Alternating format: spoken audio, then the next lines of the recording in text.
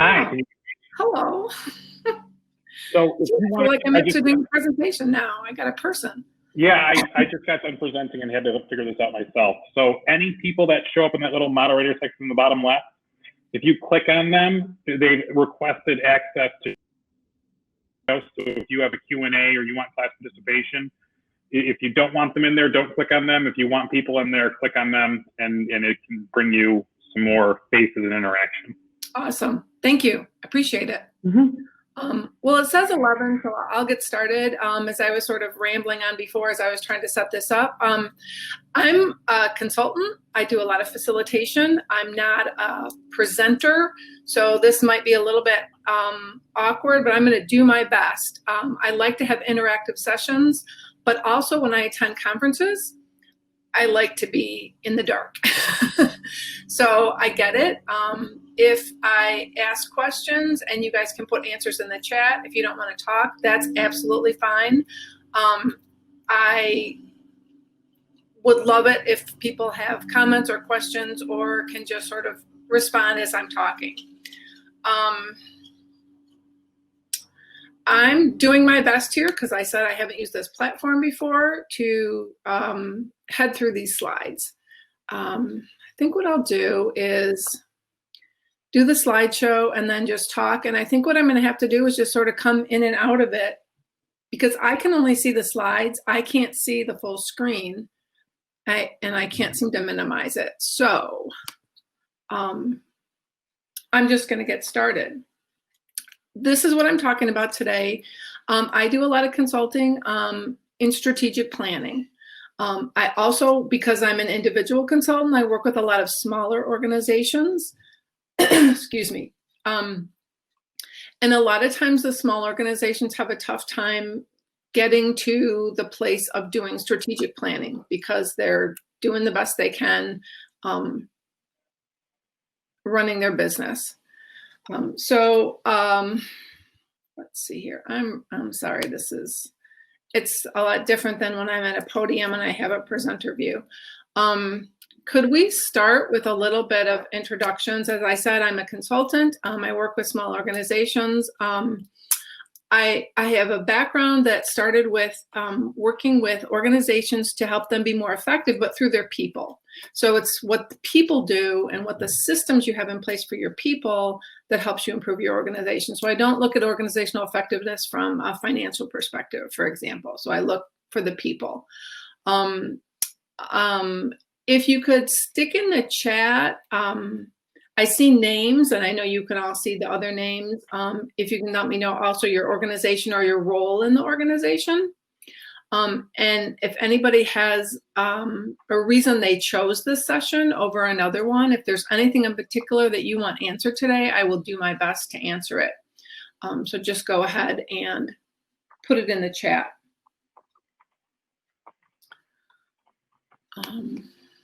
We'll just keep going here.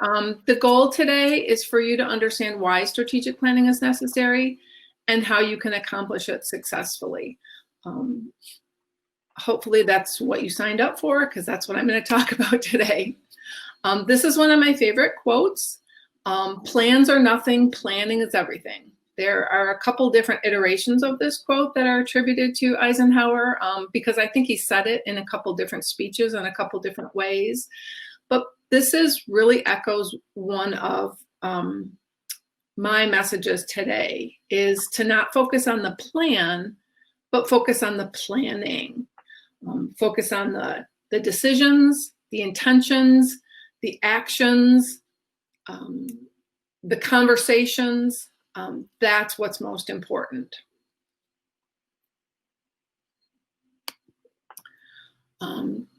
If anybody has a thought that they want to put in the chat about why they feel organizations don't participate in strategic planning, why your organization doesn't engage in strategic planning, you know, let me know. I have my theories and I'm going to talk from them, but if there's anything different, part of the reason that, so I was going to do this presentation back in whatever, April, 14 years ago before the pandemic. And as the Troy Chamber was looking at what they would do now, given COVID, this still seems relevant, and actually maybe even more relevant to George's question there about the pandemic. The pandemic is that fire. And there were also lots of other fires going on, especially for you small organizations. So it's really important to be able to commit to some kind of strategic planning, even though you've got the fires in front of you. Some of the reasons that I see that people don't participate in strategic planning is really, I think it feels like a really big effort, and that maybe the value is not there for the effort. When I first started working in the nonprofit community, doing strategic planning, the people I worked with had a way that they did it. It was very good, but it was very time consuming, and it was a very heavy effort. I think the smaller organizations have trouble doing that, and now especially in a time of COVID and all this changing world we're in. The other is to my point about it being a heavy lift, is the resources. We don't have enough time, we don't have the people, and now today, the logistics in today's environment. And now I'm going to be awkwardly flipping back to the chat and back and forth here, but all right, someone made a comment about strategic plans are a lot of work, and what do you get when you're done with it? And that's exactly why I started by saying, talk about the planning itself and not the plan. Sometimes the funders are going to require a plan, so you actually have to get to that big fat document. But if you can focus on the planning, I think that will be more valuable for you. All right, I'm going to keep going. I thought I would start by sort of trying to break it down a little bit. Strategic planning can sound intimidating. It sounds big and heavy, and I don't know that I know what it is. So breaking it down, the word strategic really just means long-term, higher level thinking. Something that isn't embroiled in the day-to-day activities or the day-to-day challenges. And then the act of planning is really just being proactive, thinking in advance. So if we think about that, it's really just raising your head up above those fires that we saw earlier and thinking a little bit bigger and thinking a little bit more long-term. The reason we do strategic planning, because this gets to when we'll talk about a process, is you have to know why you're doing it, but you really ought to be doing it for the sustainability of your organization. And I know it's really difficult in today's world to do anything that's long-term or big thinking when you're doing all you can to just manage the day-to-day. But you'll run yourself out of business if you can't raise your head up a little bit and think a little bit more big picture, a little bit more long-term. Keep asking questions if you've got them, and I'll just keep going.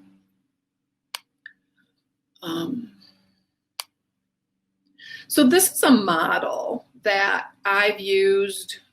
It's not very lovely, but it's really just functional. Oh, by the way, I have a handout. I'll probably try to share my screen with it because I thought that was going to be available to you live. So my assumption was that you would have this in your hand. You would be able to view it or print it out. I'll flip back and forth between it, but it shows this model. It's not lovely. It's color-coded because that's about the extent of my graphic skills, but it really has all the pieces that you need. I'm gonna review the model a little bit, and then we're gonna go through the steps, and we're gonna talk about what's most important and how you can do it in a streamlined fashion.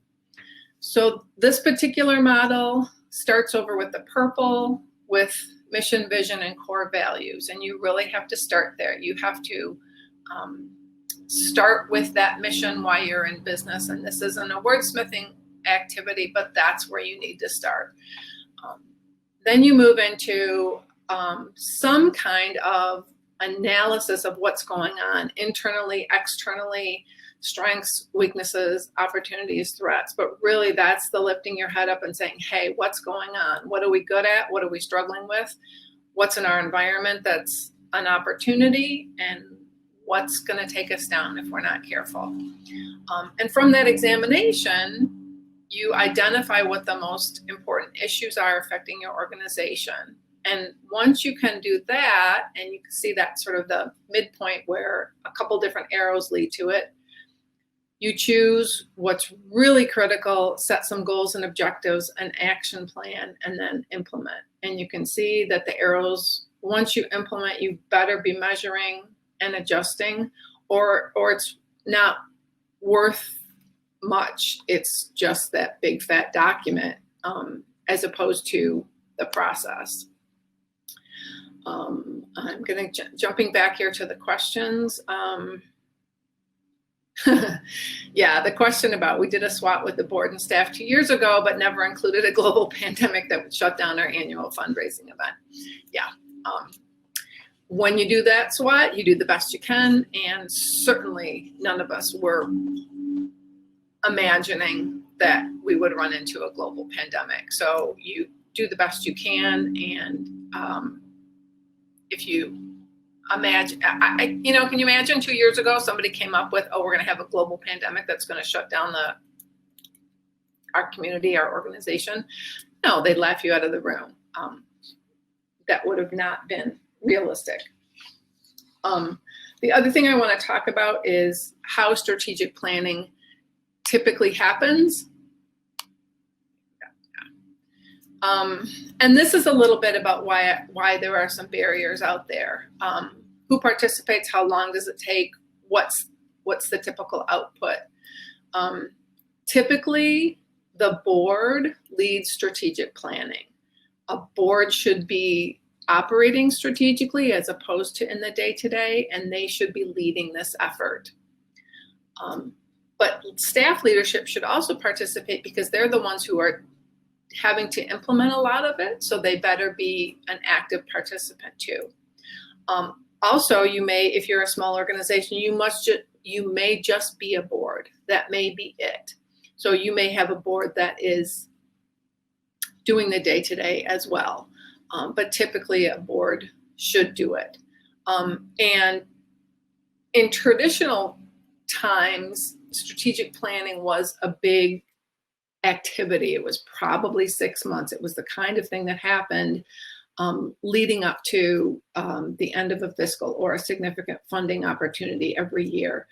And what I want to talk about today is how that can be abbreviated. Also, what's the output? You may have funders who have specifics, but if you can produce an output that, you can do it in PowerPoint, you can do it in a couple pages, but if you're covering these basic topics, it does not have to be a big fat binder that thuds when you drop it on the table. All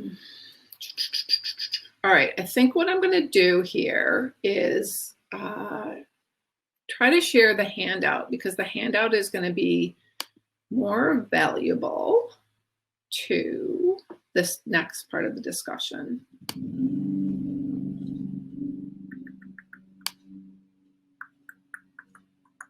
In theory.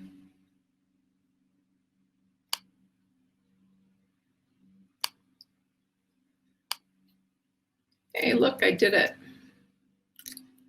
Okay. I will talk with Jody after the fact here and make sure that this is accessible to you, or on the bottoms of my PowerPoint slides is my email address, or I'm sure it's accessible through the app, for the conference app. So if you want a copy of this, this is just one page and it just sort of sums up what I'm talking about today.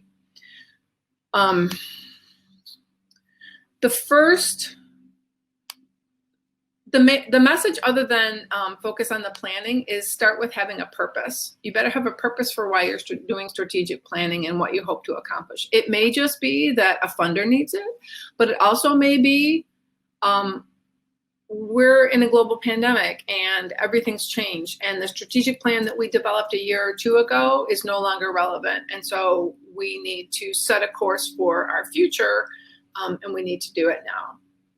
So that's the first thing, is have a purpose. Then the second is to focus on the process, the activities, who provides input, and how you're going to have it happen. So now I'm going to talk about each step. Again, I'm sorry, I'm going to be bouncing back and forth because I'm going to try to see if there are questions. I think I can move this over, so maybe this time I can see both. Oh, I think Jody wrote note about the handout. Yes, thanks, Jody. Okay, so let's start with the mission. You have to start with your mission when you're doing a strategic plan. Hopefully, it's a confirmation. It's not a creation. It's not a wordsmithing. It's not a debate. The best news possible is to confirm your mission. Ideally, you'll also be confirming your values. But if you need to streamline this and you need to get something done, values is a place that you can skip over for now. The most important thing to do right here is to articulate a vision for the future. Confirming that mission and articulating the future, even if the future is getting us out of the pandemic, getting us to a year from now, getting us to next October or November. Usually strategic plans, we want them to be 3 to 5 years out, but because things are so different and so unknown, a year is a long time. A year is strategic right now. The next activity is the SWOT. I mentioned it before. It's the strengths and weaknesses. It's examining your environment. The way I recommend to streamline it is a brief discussion. Maybe it's asking for individual written input. Maybe it's giving everyone a piece of paper that has an SWO and a T on it and asking them to write in 2 to 3 things under each one, and then somebody consolidates it so that it's not a discussion, which gets to my next point, which is the squirrels. For those of you who've seen that cute little children's movie about Up, and the dog, switches his head around because when he sees a squirrel, that's what I'm talking about here. It's real important both with the SWOT and as you're consolidating key strategic issues to get input from all stakeholders, but it doesn't have to be in a day-long offsite. It doesn't have to be long and painful and several sessions over time. As I said before, it can be written down. It can be one person consolidating everyone's input. It could be one thing under each SWO and T. And that's a way to prevent the squirrels from distracting. The best strategic planning is when you get a lot of input from a lot of people.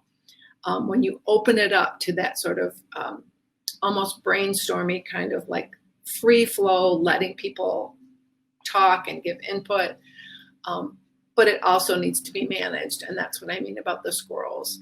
If you don't have time and you just want to get something out there, ask for people's input, and I bet you will see, and this is down to the next, is now how do we take all that crazy and pick 1 or 2 to work on in the next year? I talked about goals and objectives needing to be SMART.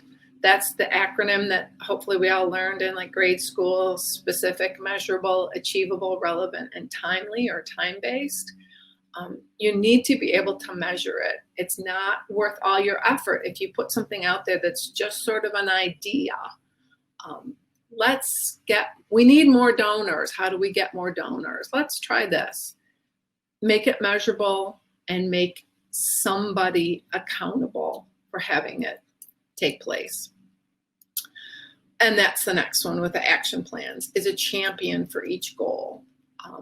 That is one of the things that I like to hammer into people, quite honestly, is somebody, not a committee, but somebody is accountable, responsible for getting it done. Doesn't mean they have to do it all, but they're accountable for getting it done.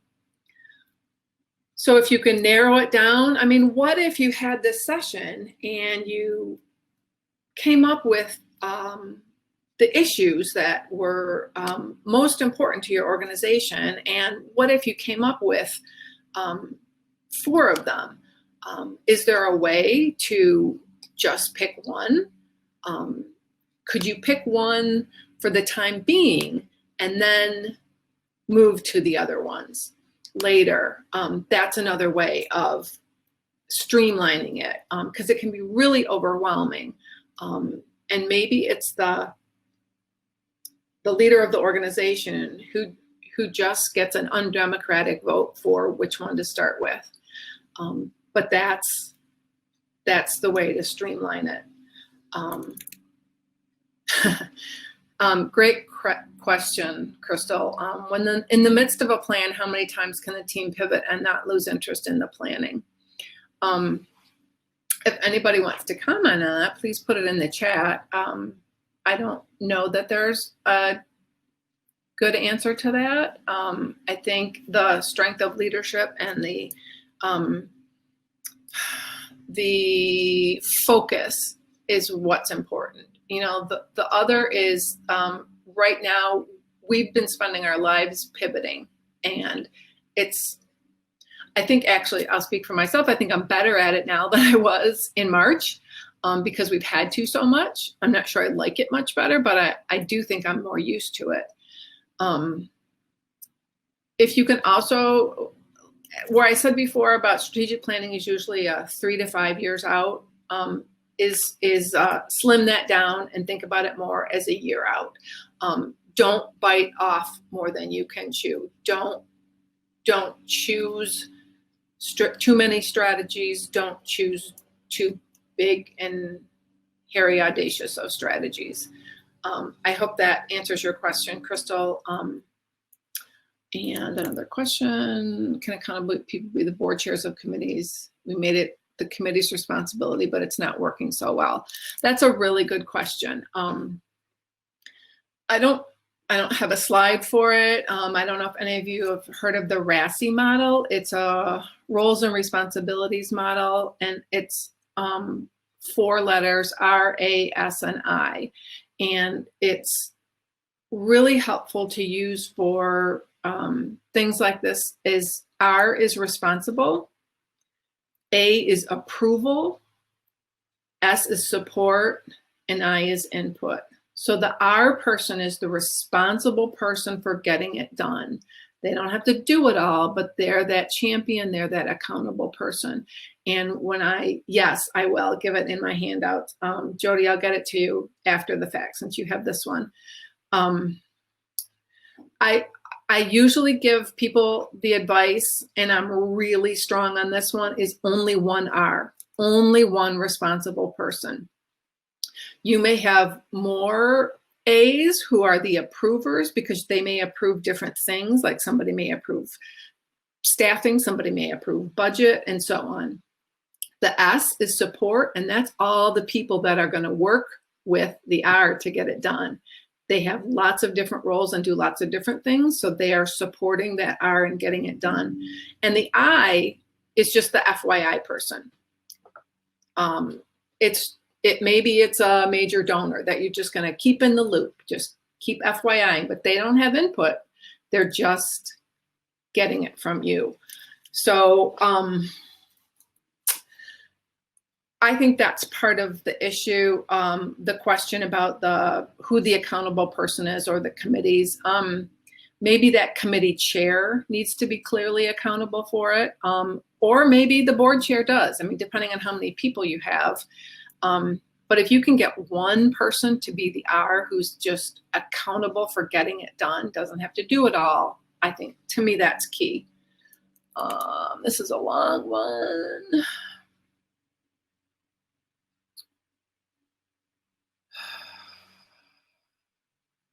Pushbacks on new revenue streams is the question. I think that is a perfect topic to have a strategic planning discussion about. That is not my expertise and not what I'm going to talk about today, but I think that's an ideal issue that would come up in a strategic planning activity, getting all the board involved in that. That's a perfect reason to engage in strategic planning. It may sound operational, but right now everything's different, and that would be an awesome conversation. I'm going to, let's see, are there any other questions about this? I think what I'll do now is go back to the rest of the slides. Sorry, I have to take one down to put the other one back up.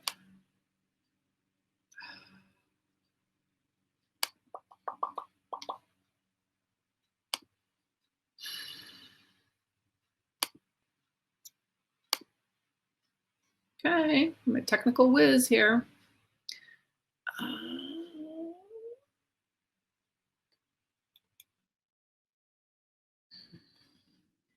Well, the questions I had for you were, what of this sounds doable, what seems unlikely, and what isn't clear? I'll just assume that you've been putting those questions in the chat box as we've been going, but also please, you know, any feedback or any more questions to me, stick them in. That would be great. What I really wanted to make sure that you understood was why strategic planning is necessary. And it gets back to the graphic I had there about the fires. I am not a professional firefighter, but as I paid attention this summer to what was happening on the West Coast with all the fires going on, I think this is an applicable metaphor. When the forest fires are happening out there in California and lives are at stake and people are, you know, trying to control the fires, that is not the time for strategic planning. But once the fires get under control, they may still be going. There's still activity, but they are being managed and being addressed. That's the time. So that's like I'm trying to tell you that even though there are fires, there are always going to be fires, but you need to look for that space where the fire is still burning, but maybe it's not raging, and try to get someone's attention to have some strategic discussions. Yes, I think we all need an emergency plan for the pandemic, but that also might be the discussion you have. I mean, maybe the discussion is an emergency plan, not a strategic plan. It really would be the same thing in this environment. I would not have given this advice if I'd done this in like the quote unquote normal time of April, but really maybe right now what you need to do is say, let's make a plan to get us through the spring and then through the fall, and do some scenario planning. What if, and kind of do best case, worst case, and see where there's overlap and see what's doable. And certainly your leadership of your organization is going to have more or less appetite for risk. And then there's no right or wrong answer. You just go with what you can do of your organization. Good question, Jody. Can you operate on the fly? I think we have to. I think that's what we've been kind of doing for the past few months. My caution is that can become your strategy if you're not intentional about getting in front of it, getting above it. You know how I talked earlier about usually the board leads strategic planning and looking for shortcuts. Maybe this is looking for a person who would lead the discussion. Maybe there's somebody on your board. It may or may not be the board chair. Maybe there's a staff member in your organization who has a knack, an interest for this, would be the kind of person to challenge with taking this on. I think the message is, let's see. Here's another answer to your question, Jody. It's another way of putting it, but if you aren't thoughtful, if you don't stop and put some effort into it, and I talked earlier about the planning process as opposed to the plan, know why you're doing it, and you'll see on that handout that I tried to put on the screen, there are shortcuts. This does not have to be a 6-month process. It does not have to involve the whole board. It does not have to have a secretary to take notes at the meetings. It can be shorter. It can be really what you want to try to do is get your head above the day to day. So let's see if there's any other questions, because this is really about, I want you to do something. I want you to have some strategic discussions at least, and try to get something out there that's a goal that you can put action to and measure and see how it works. Because the other part that I think we forget about strategic planning, or we think is that adjusting. It's in that box, is adjust. If it's not working, adjust it, do something different. That's okay. Let's see if I've got any more questions. That's an interesting comment there about the silver lining in the pandemic. I think that, I mean, to me, that's in that SWOT analysis, the opportunities. I mean, I think we've done a lot of learning in this past 6 or 8 or 10 months or whatever that we were forced into. And so how do you take what learning and what's better? I mean, there are some things that are better. How do you take those and leverage those for the future? Yes, doing strategic planning that's looking out a shorter period of time, that's fine. I mean, 2 years ago, that would have been blasphemy to say my strategic planning is only going to take me out 6 months. That's not strategic. Well, it is in this environment. And if your head's above the fire, above the water, sorry, mixing my metaphors, then yeah, you're doing the right thing.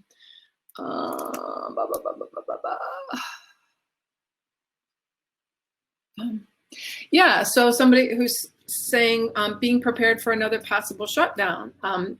That's exactly that, sort of the scenario planning. What's the best we could expect? What's the worst we could expect? And do it in a couple, like before yesterday in the announcement of the vaccine that seems really close, we might have said, let's look at the next year. Now maybe we do a scenario that takes us out 6 months and do the best case and the worst case. There's nothing wrong with that. I think what'll happen if you start having these discussions is you'll start to see some patterns. I think you'll start to see a few things emerge or arise. So if you can do something, I think that's what you need to do. Is there anything else? Are there any other questions or comments? I think I might even have a little bit more time here, but oh, somebody wants to get in. We have a person. Did you have a question? Pardon me? I've been here the whole time. Wonderful. It's so weird to be on this side. Yeah. Do you have a question or a comment or experience that you? Oh, we have till 11:40. Oh. Okay.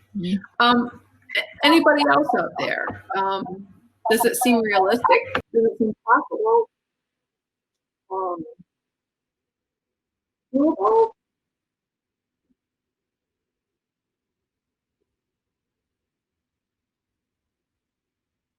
So if you have questions, put them in the chat.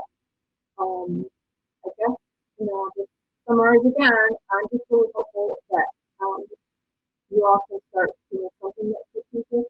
Don't let it intimidate you, but it's really about the sustainability of your organization.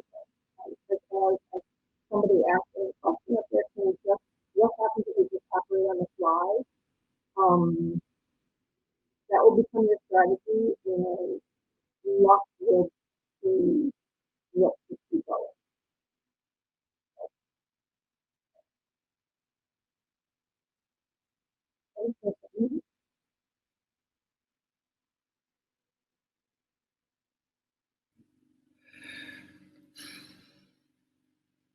Oh, good. I think what you mean, Crystal, is if a funder required a strategic plan before. My understanding is, and they're all different, so I don't have the answer, but that they are all being a lot more flexible than they used to be. But the other thing is your strategic plan can probably be a lot more pared down and thinner, more streamlined, and still get to what your issues are and what's most important and what you're going to pursue and how you're going to get there. That's another great question, Elizabeth. Do you think we could take over a board meeting and go through this in 2 hours?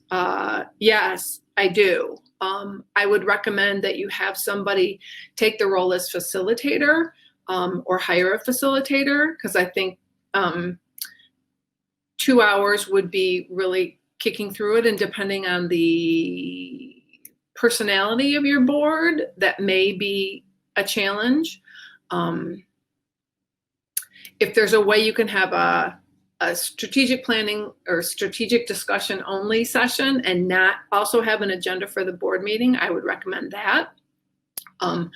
I think if you told the board you wanted to have a strategic discussion and come out of that 2 hours with a plan for how the organization is going to function in the next 6, 8, 12 months, I think they'd all be on board. So let them know in the beginning what you want to accomplish. Tell them you have 2 hours. Tell them it will not be operational. You will only do the strategic planning. And yeah, I think that'd be great. I bet they'd be on board, and I bet you could get a lot of energy, and I bet you could get other discussions after the fact that they would engage in it.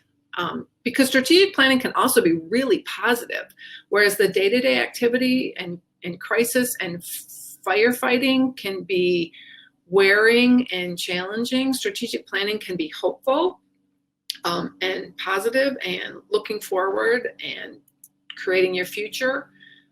So yeah, I do. If board leadership does not believe in strategic planning, should they be replaced?